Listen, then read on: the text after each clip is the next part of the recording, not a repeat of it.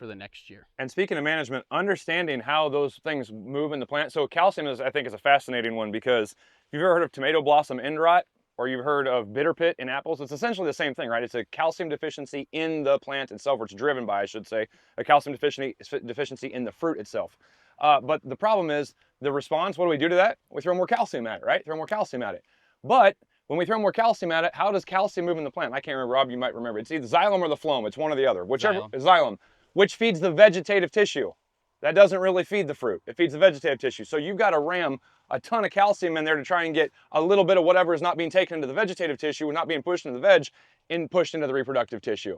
Well, that's not a very efficient way to do that, right? And in fact, you can get all kinds of calcium induced deficiencies that way at that point with other, you push things out of balance by trying to ram calcium down its throat.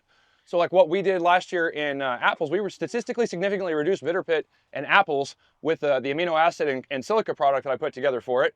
And we lowered the calcium in the fruit. Well, how the hell does that make any sense? We lowered the calcium, but we lowered the potassium and the magnesium more, and they were so far out of balance that was the improper balance before.